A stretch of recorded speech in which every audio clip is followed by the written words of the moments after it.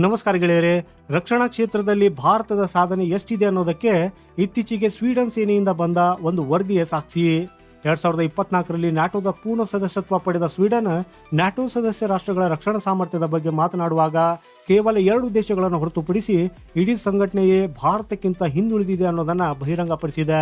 ವಿಶೇಷವಾಗಿ ಕ್ಷಿಪಣಿ ರಕ್ಷಣಾ ವ್ಯವಸ್ಥೆಯ ವಿಷಯದಲ್ಲಿ ಏಷ್ಯಾದ ಒಂದು ದೇಶವಾದ ಭಾರತ ಹೇಗೆ ಯುರೋಪಿನ ಹಲವು ದೇಶಗಳನ್ನ ಕೆಲವೇ ವರ್ಷಗಳಲ್ಲಿ ಹಿಂದಿಕ್ಕಿದೆ ಅನ್ನೋದನ್ನ ಸ್ವೀಡಿಶ್ ಸೇನೆಯ ರಕ್ಷಣಾ ತಜ್ಞರು ಒಪ್ಪಿಕೊಂಡಿದ್ದಾರೆ. ಹಾಗಾದ್ರೆ ಸ್ವೀಡಿಶ್ ಸೇನೆಗೆ ಇರುವ ಚಿಂತೆ ಏನು ಮತ್ತು ಭಾರತದ ಯಾವ ಶಕ್ತಿ ಇಡೀ ಯುರೋಪ್ ಮೇಲೆ ಭಾರಿ ಆಗಿದೆ ಅಂತ ಅವ್ರು ಹೇಳಿದ್ದಾರೆ. ಸೊ ಬನ್ನಿ ಗೆಳೆಯರು, ಇವತ್ತಿನ ವಿಡಿಯೋದಲ್ಲಿ ಸಂಪೂರ್ಣ ಮಾಹಿತಿಯನ್ನು ಡೀಟೇಲ್ ಆಗಿ ತಿಳಿದುಕೊಳ್ಳೋಣ. ಅದಕ್ಕಾಗಿ ಇಂಟ್ರೆಸ್ಟಿಂಗ್ ವಿಡಿಯೋವನ್ನ ಕೊನೆವರೆಗೂ ನೋಡಿ ಹಾಗೂ ಲೈಕ್ ಮಾಡುತ್ತಾ ಚಾನಲ್ ಸಬ್ಸ್ಕ್ರೈಬ್ ಮಾಡುವುದನ್ನ ಮರೆಯದಿರಿ. ಸೊ ಗೆಳೆಯರೆ, ಸ್ವೀಡನ್ ದೇಶವು 2024ರಲ್ಲಿ ನ್ಯಾಟೋದ ಪೂರ್ಣ ಸದಸ್ಯ ದೇಶವಾಯಿತು. ಈಗ ಇದೇ ಸ್ವೀಡಿಶ್ ಸೇನೆಯು ನ್ಯಾಟೋದ ಕೇವಲ 2 ಸದಸ್ಯ ರಾಷ್ಟ್ರಗಳನ್ನು ಹೊರತುಪಡಿಸಿ ಉಳಿದಿರುವ ದೇಶಗಳಿಗಿಂತ ಭಾರತವು ಎಷ್ಟು ಉತ್ತಮವಾಗಿದೆ ಅನ್ನೋದನ್ನ ಬಹಿರಂಗಪಡಿಸಿದೆ. ಇದರರ್ಥ ಭಾರತದ ಬಳಿ ಇಡೀ ನ್ಯಾಟೋದ ಸಂಘಟನೆಗಿಂತಲೂ ಉತ್ತಮವಾದ ಒಂದು ವ್ಯವಸ್ಥೆ ಇದೆ ಅಂತ ಆಗಿದೆ. ಹಾಗೂ ಇಲ್ಲಿ ಸ್ವೀಡನ್ ರಕ್ಷಣಾ ತಜ್ಞರು ಕೂಡ ಒಂದು ಎಚ್ಚರಿಕೆಯನ್ನ ನೀಡಿದ್ದಾರೆ.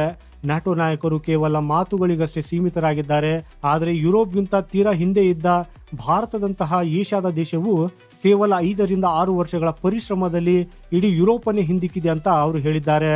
ಗೆಳೆಯರೆ, ಈ ವಿಷಯವನ್ನ ಕೇಳಿದ್ರೆ ನಿಮ್ಗೆ ಆಶ್ಚರ್ಯವಾಗಬಹುದು.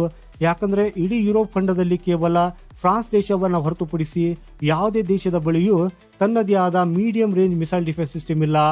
ಯುರೋಪ್ನಲ್ಲಿ ಕೇವಲ ಫ್ರಾನ್ಸ್ ಮಾತ್ರ ಸ್ವಂತವಾಗಿ 120 ಕಿಲೋಮೀಟರ್ ವ್ಯಾಪ್ತಿಯ ಮಿಸೈಲ್ ಡಿಫೆನ್ಸ್ ಸಿಸ್ಟಮ್ ಅನ್ನು ಹೊಂದಿದೆ. ಇದಕ್ಕೆ ವ್ಯತಿರಿಕ್ತವಾಗಿ ಯುರೋಪ್ನ ಇತರೆ ಎಲ್ಲಾ ರಕ್ಷಣಾ ಕಂಪನಿಗಳು ಕೇವಲ 45 ಕಿಲೋಮೀಟರ್ ವ್ಯಾಪ್ತಿಯ ಮಿಸೈಲ್ ಡಿಫೆನ್ಸ್ ಸಿಸ್ಟಮ್ಗಳನ್ನು ಮಾತ್ರ ತಯಾರಿಸಬಲ್ಲವು. ಅದು ಜರ್ಮನಿ ಆಗಿರಲಿ ಅಥವಾ ನಾರ್ವೆ ಆಗಿರಲಿ, ಸ್ವೀಡನ್, ಸ್ಪೇನ್, ಬ್ರಿಟನ್ ಅಥವಾ ಪೋಲೆಂಡ್ ಆಗಿರಲಿ, ಈ ಯಾವ ದೇಶಗಳು 45 ಕಿಲೋಮೀಟರ್ ವ್ಯಾಪ್ತಿಗಿಂತ ಹೆಚ್ಚಿನ ಕ್ಷಿಪಣಿ ರಕ್ಷಣಾ ವ್ಯವಸ್ಥೆಯನ್ನ ಅಭಿವೃದ್ಧಿಪಡಿಸಿಲ್ಲ. ಒಂದ್ ವೇಳೆ ಅವರಿಗೆ ಉತ್ತಮ ಮತ್ತು long range missile defence system ಬೇಕಾದ್ರೆ ಅನಿವಾರ್ಯವಾಗಿ ಅಮೆರಿಕದ ದುಬಾರಿ ಪ್ಯಾಟ್ರಿಯಾಟ್ ಕ್ಷಿಪಣಿ ರಕ್ಷಣಾ ವ್ಯವಸ್ಥೆಯನ್ನ ಖರೀದಿಸಬೇಕಾಗಿದೆ.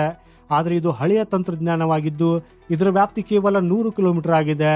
ಅಮೆರಿಕದ ಬಳಿ ಥಾಡ್ನಂತಹ ಅತ್ಯಾಧುನಿಕ ಕ್ಷಿಪಣಿ ರಕ್ಷಣಾ ವ್ಯವಸ್ಥೆ ಇದ್ರೂ ಕೂಡ ಅದನ್ನು ಅಮೆರಿಕ ಬೇರೆ ಯಾರಿಗೂ ಕೊಡುವುದಿಲ್ಲ. ಸೊ ಇಲ್ಲಿಯೇ ಭಾರತ ತನ್ನ ಅದ್ಭುತ ಯಶಸ್ಸಿನ ಮೂಲಕ ಎಲ್ಲರಿಗೂ ಆಶ್ಚರ್ಯ ಮೂಡಿಸಿದೆ. ಭಾರತ ಯಾವುದೇ ರೀತಿಯ ಪ್ರಚಾರವಿಲ್ಲದೆ ಬಹಳ ಶಾಂತ ರೀತಿಯಲ್ಲಿ ಮೀಡಿಯಂ ರೇಂಜ್ ನ surface to air missile system MRSAM ಅನ್ನ ಸೇನೆಯಲ್ಲಿ ಸೇರಿಸುತ್ತಿದೆ. ಹಾಗೂ ಇದು ಇದರ ಅಪ್ಗ್ರೇಡೆಡ್ ವರ್ಷನ್ ಆಗಿದ್ದು ಭಾರತದ ಈ ಮಿಸೈಲ್ ಡಿಫೆನ್ಸ್ ಸಿಸ್ಟಮ್ ನ ವ್ಯಾಪ್ತಿಯು 100 ಕಿಲೋಮೀಟರ್ ಇದೆ. ಈಗ ಗಮನಿಸಬೇಕಾದ ಅಂಶ ಏನಂದ್ರೆ, ನ್ಯಾಟೋ ದೇಶಗಳಲ್ಲಿ 100 ಕಿಲೋಮೀಟರ್ ರೇಂಜ್ ನ ಮಿಸೈಲ್ ಡಿಫೆನ್ಸ್ ಸಿಸ್ಟಮ್ ಅನ್ನ ಲಾಂಗ್ ರೇಂಜ್ ಮಿಸೈಲ್ ಡಿಫೆನ್ಸ್ ಅಂತ ಕರೆಯಲಾಗ್ತದೆ.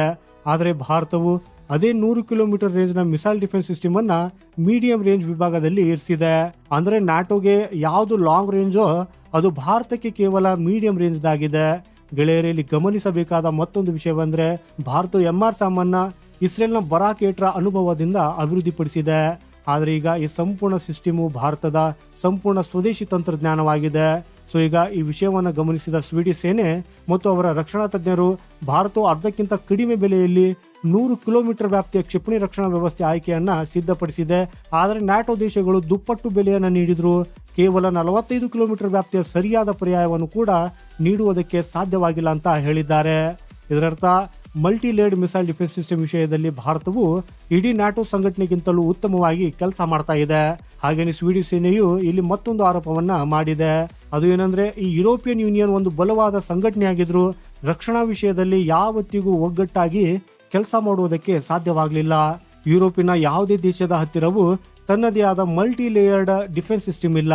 ಸೊ ಆದ್ದರಿಂದ ಈಗ ನ್ಯಾಟೋದ ಸಣ್ಣ ದೇಶಗಳು ಏಕಾಂಗಿಯಾಗಿ ಇಷ್ಟು ದೊಡ್ಡ ವ್ಯವಸ್ಥೆಗಳ ಮೇಲೆ ಹೂಡಿಕೆ ಮಾಡುವುದಕ್ಕೆ ಸಾಧ್ಯವಿಲ್ಲ. ಇಂಥ ಸಂದರ್ಭದಲ್ಲಿ ಭಾರತದೊಂದಿಗೆ ಸೇರಿ ಕೆಲಸ ಮಾಡುವುದು ಯುರೋಪ್ಗೆ ಒಂದು ಉತ್ತಮ ಪರ್ಯಾಯವಾಗಬಹುದು ಅಂತ ಸ್ವೀಡಿಶ್ ಸೇನೆಯು ಅಭಿಪ್ರಾಯಪಟ್ಟಿದೆ.